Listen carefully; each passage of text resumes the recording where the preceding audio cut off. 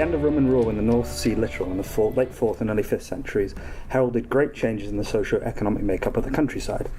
The classical villa system collapsed and the rural economy entered a state of flux as groups of immigrants moved into the former Roman provinces. A number of these immigrants, or people using material culture of an architecture of Germanic peoples, occupied high-status rural sites previously in various states of abandonment. This phenomenon is commonplace on both sides of the North Sea, in both early Anglo-Saxon and Merovingian groups occupying the landscape. This paper intends to briefly examine the drivers behind this behaviour and establish that these groups were occupying these sites beyond mere practical purposes. This is going to look at two geographical areas, the southeast of England and the Low Countries. The southeast of England consists of two modern counties, East Sussex and Kent.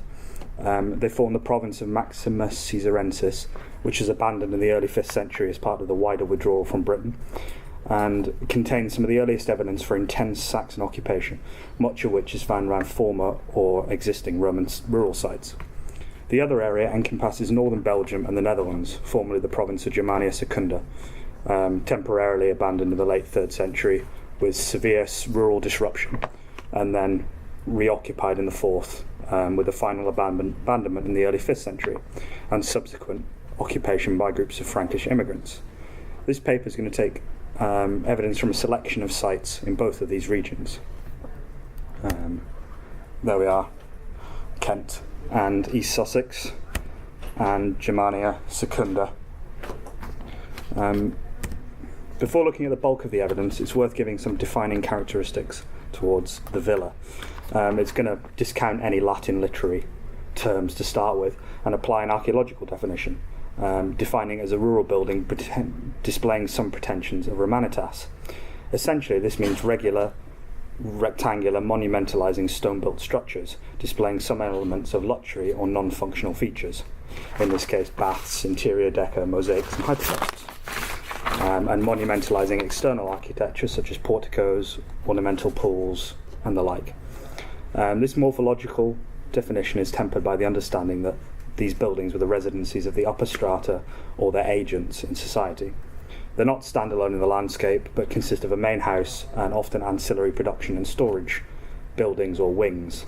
In short, the main house of an estate centre, demonstrating some form of additional non-functional features with a degree of investment of surplus disposable capital.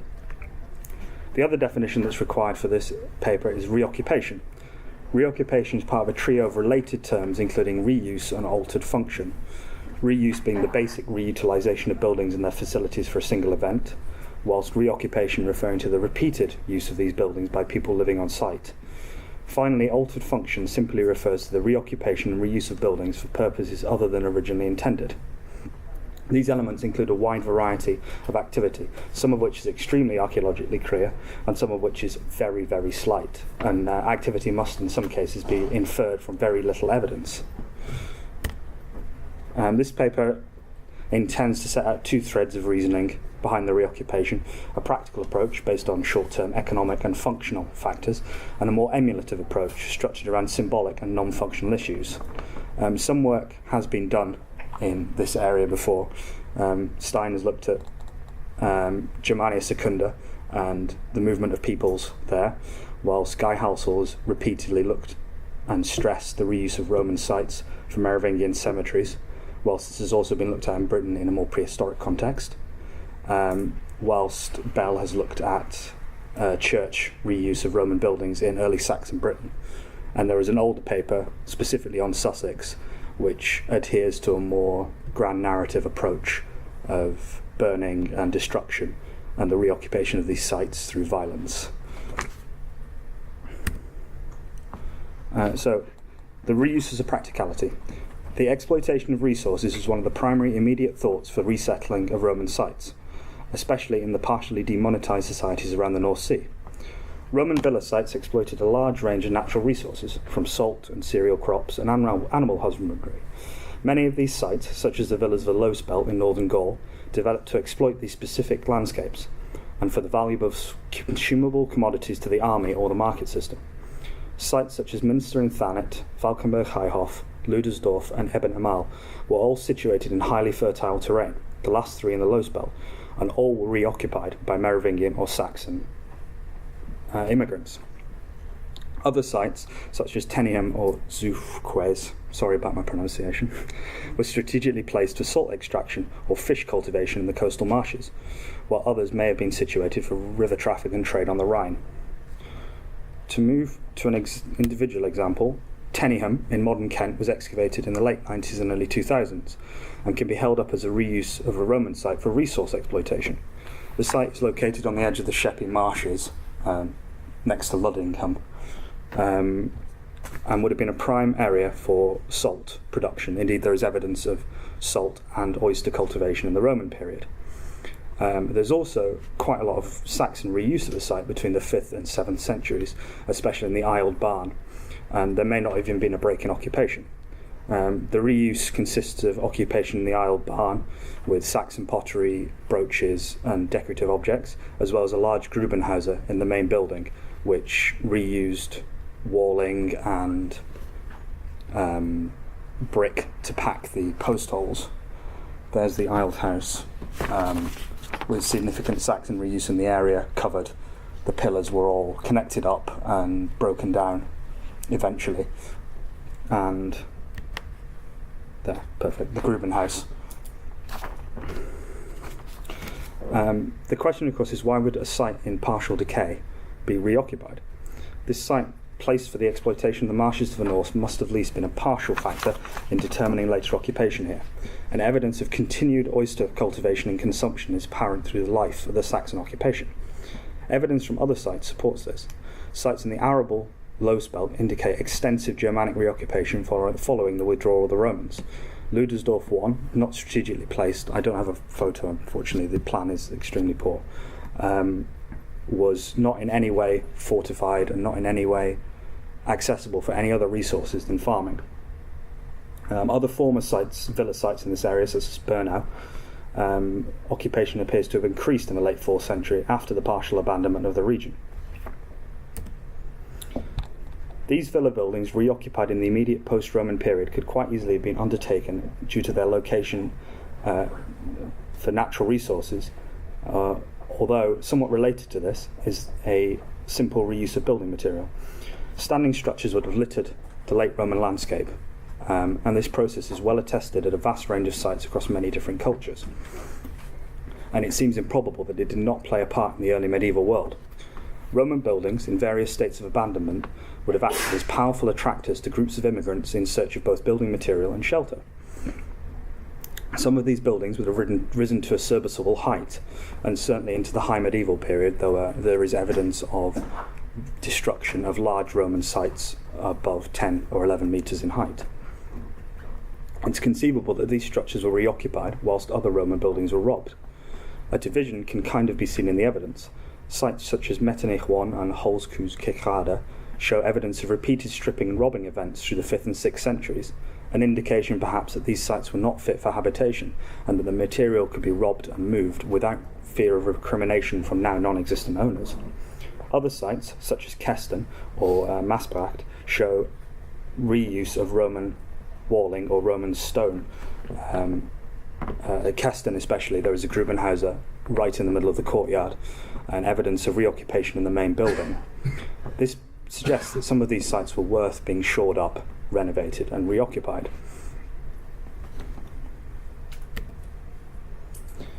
These two practical elements to reoccupation may have played a role in the reoccupation of these sites. However, other factors, mainly forms of emulation and landscape appropriation, have played a role in this, and it is this evidence that suggests that reoccupation was not solely for functional reasons of shelter or resource exploitation. The key point to a more non-functional approach is the use of these sites as burial places.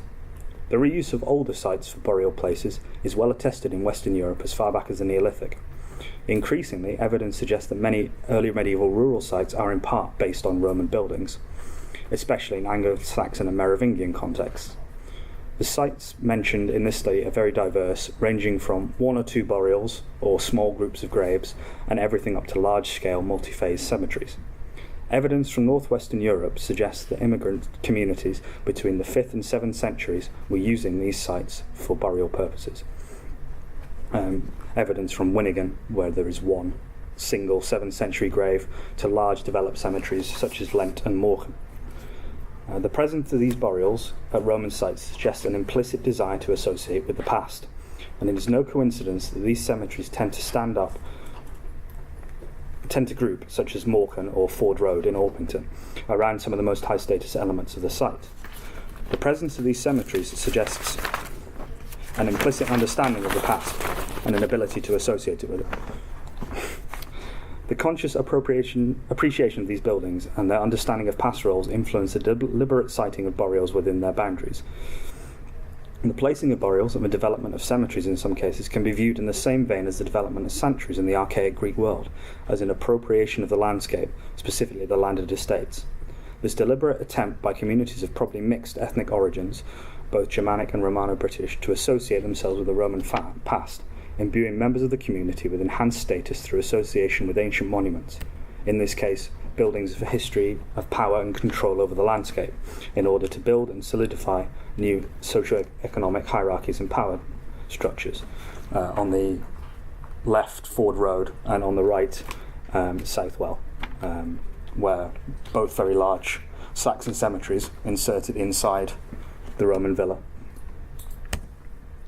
The reuse of these structures as cemeteries alludes to the establishment of new power networks upon the older Roman landscape.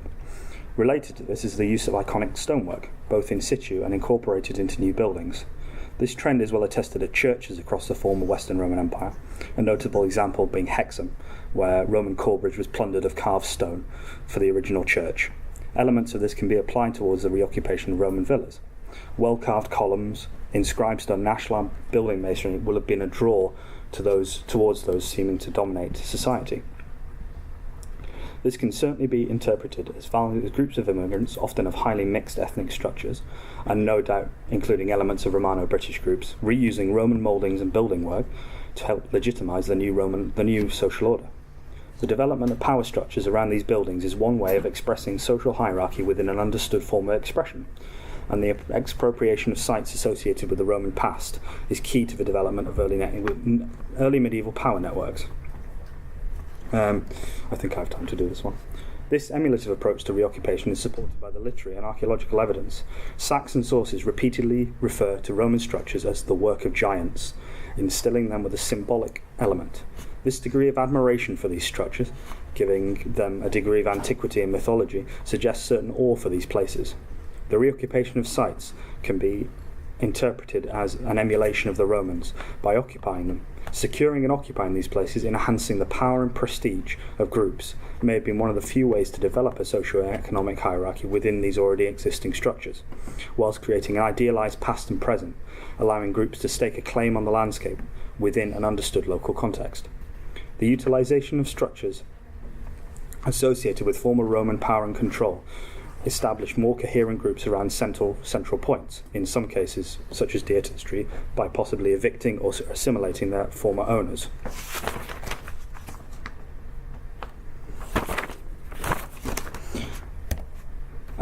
This has been a very whirlwind hop around this topic. I haven't really had time to go into much detail.